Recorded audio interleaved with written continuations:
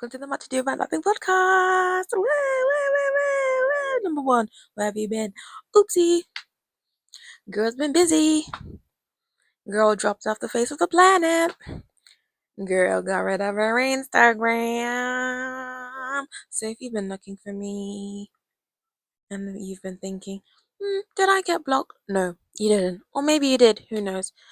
If you did something questionable, you probably got blocked before I dipped off Instagram. But if you didn't, you're good. You're good. I just deactivated my account because I was going through a breakup and my heart was breaking. And the internet's not a good place. When you need healing, when you need peace, when you need good stuff. I don't know, man. It's not a good place. It's toxic. Also, I'm not on Instagram at the moment, but I heard about that one day that weird stuff was showing up, like people being trampled by animals and sexual crimes and stuff, just, blue, blue, blue, showing up on your feeds. Yikes. Yikes. Can you see the flowers I got myself? It feels like the beginning of spring, or like we're on the precipice of the beginning of spring. So I've been okay, that's not true. I was gonna say I've been getting myself flowers. I haven't been getting myself flowers. I got myself flowers maybe 4 weeks ago, and then I got myself flowers today because I was out and I was like, why not? Yeah, need to get rid of the leaves and put them in this cute little purple vase I got from Tiger ages ago. But yeah, welcome. If you're new here, welcome. Like, you might see me today and not see me for 5 years. Who knows? Who knows at this point? My name's Nanaya. Welcome to the Much Ado About Nothing podcast, a podcast where I basically rant about politics, the state of the world, pop culture, current affairs, everything, anything, and I sprinkle in some of my personal life. As you can pick up from that really chaotic intro, I haven't been here for a long time. I haven't been here for a long time because I was going through a breakup. And this breakup happened to coincide with me starting a new job. Way! So, yeah, fantastic. What to expect from this podcast? I wish I could tell you because I don't know. I don't know.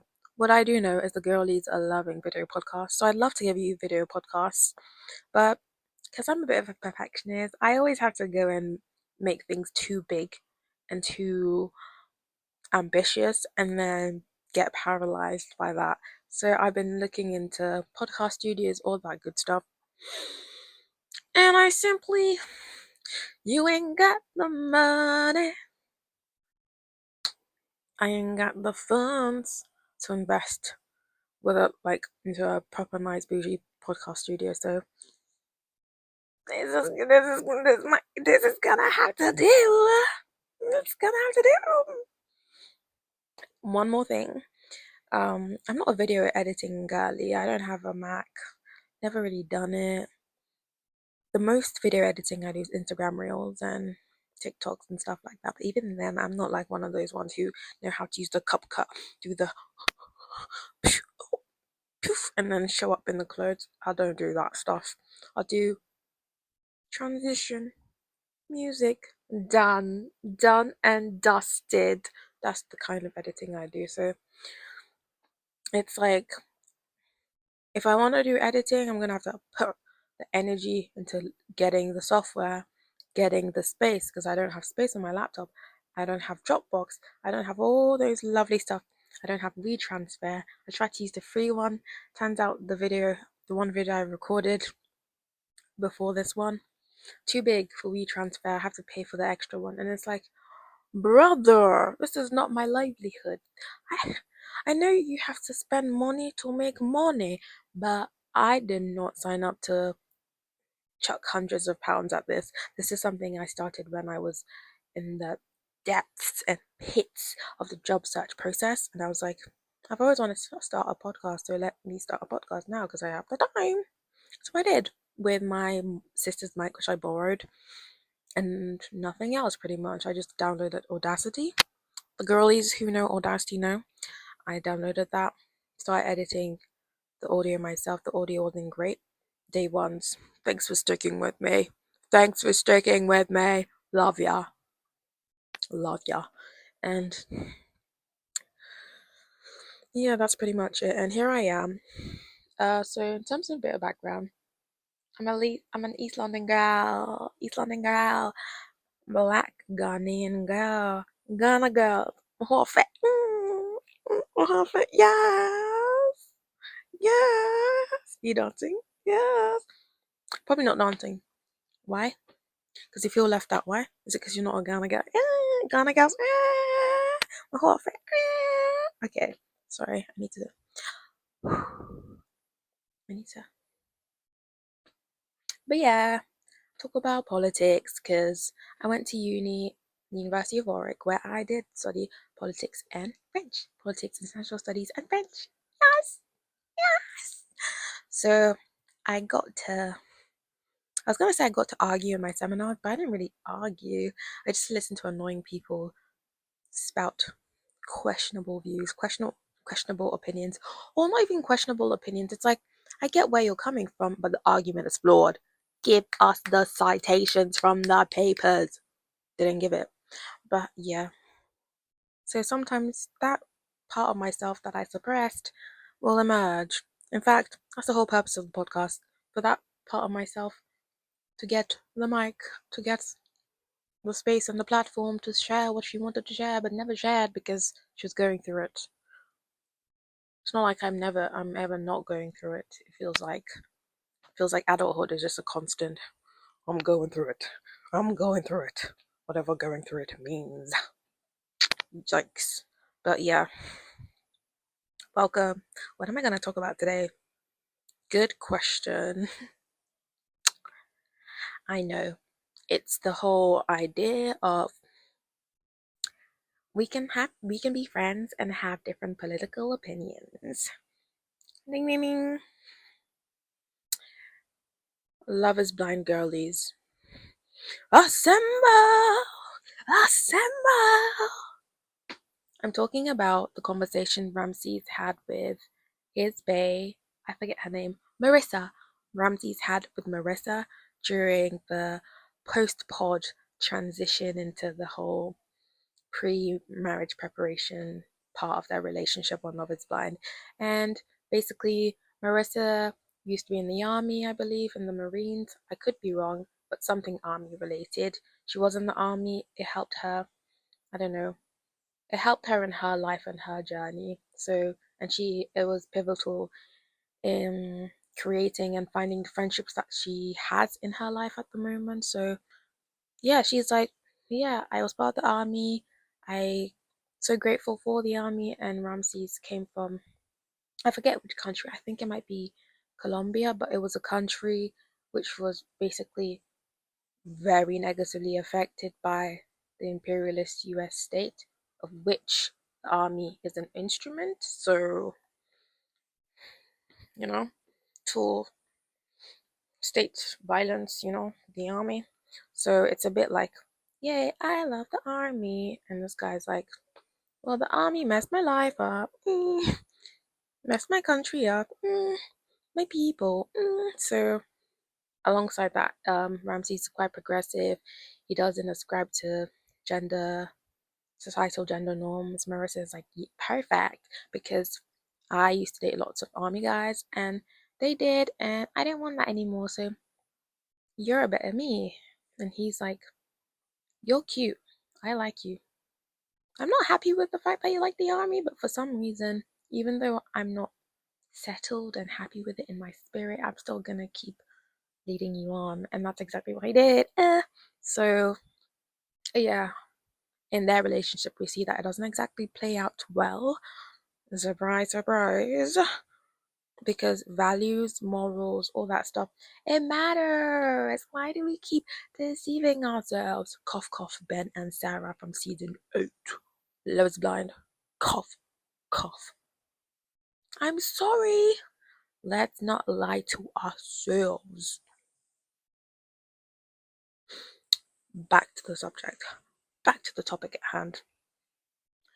I understand the sentiment behind we can be friends and have differing political opinions, because it's like it depends on what you think about and what you think of when you think of politics, you know?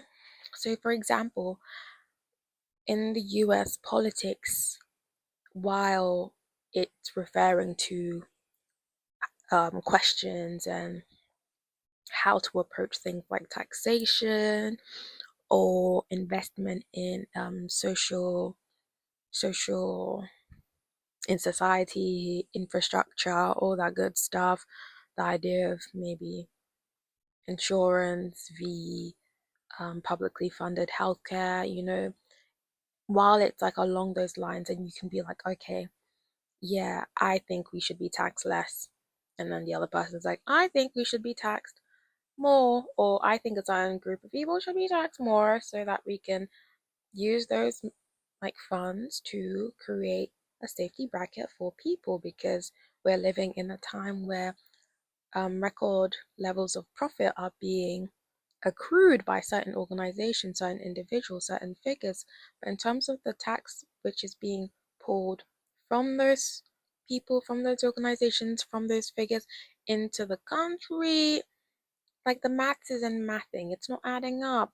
Let's take more so that we can help the poor people, because people who aren't wealthy, who aren't working the corporate girly jobs, are crucial to the running of a country. We saw that.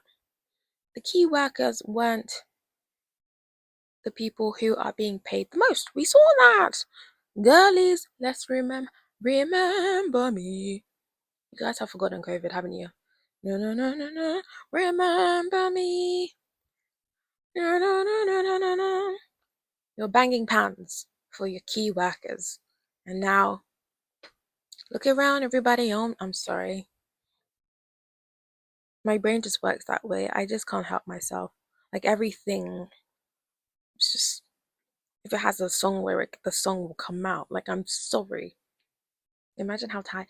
Imagine how tired we are. Imagine how tired we are. Imagine how tired I am to exist in this brain that can't stop tying everything to a song or tying everything to a meme. It's my all the girls want it. Oh God. Anyway, yeah. What was I saying?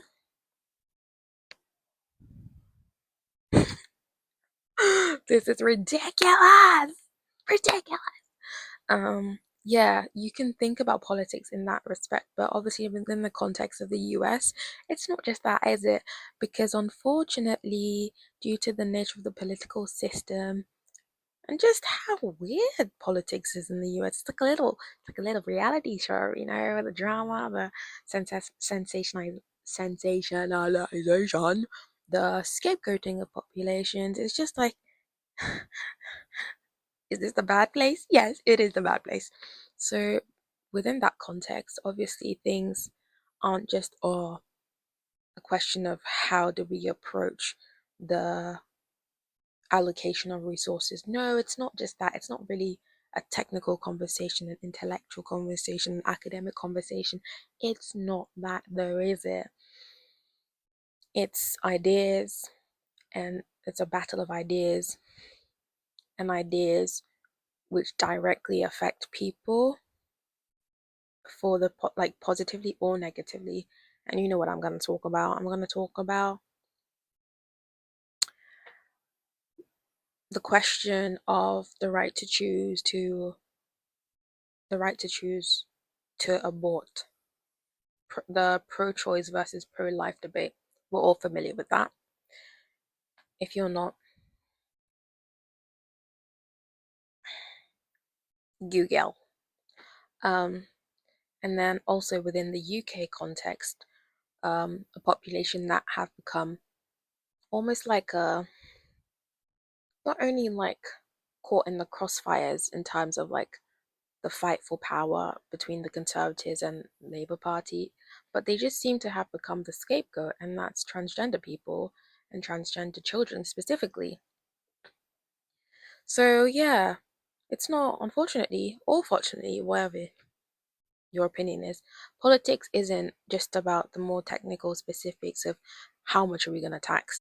The conversation isn't just about how much this person can be taxed, this organization can be taxed, and who can be taxed, all that stuff, or how much money is going to be invested in, I don't know, repairing roads versus, I was going to say supplementing, subsidizing certain services, for example.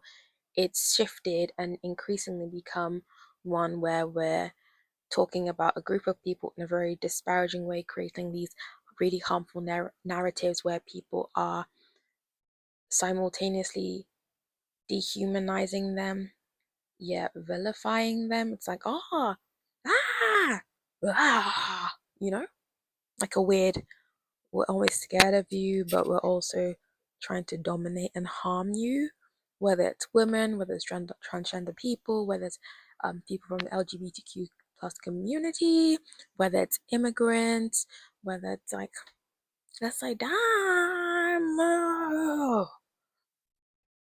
So, because of that and the real life implications it has, it's difficult to say and to really believe and uphold the idea of, yes, we can be friends and have different opinions. Because I was going to say, gone are the days where the question was about who gets taxed. And you know what? I feel like to some degree, this weird ideological warfare, if you wanted to refer to it as that, has always been at play. But I'm a baby girl. I'm in my early 20s. I'm going into adulthood, and I'm seeing life, politics, society through that lens for the first time. This is my first time here as an adult. I'm experiencing all this fresh, new. So it's like older people might be like, "Oh, this happened back then. This happened back then," and you might say, "Didn't you learn history?" I kind of did, but also it's like, I think it's always different to read about things in a book and to experience it firsthand. Because when we learn about the atrocious crimes that were committed by certain people, certain companies, certain states, certain organizations, certain institutions, it's like, how could they? Oh, evil. But it's like that evil was that specific perpetrator, and it was specific to that time, and it was to some degree almost an outlier, something shocking, certain disgusting, and something that was almost objectively wrong. But we see that things that should be viewed as objectively wrong aren't. And turns out that back then the media and certain forces were twisting it. So you think, oh, everyone thought this was wrong. No, everyone didn't think it was wrong. And that's partly why it kept going on as long as it did. And we see that today with what's happening in Gaza and to the people in Gaza. So, yeah, that's why I think the statement, we can be friends and have different political opinions, is not true. And I mean this especially when those political opinions are on opposite ends of the spectrum. I don't think you can say you care about your friend if your friend is a member of, for example, the LGBTQ plus community, yet you vote for a government, for a political party that is actively trying to undermine and revoke their rights. That doesn't make sense. If 2 + 2 is 4, then what is that? You know?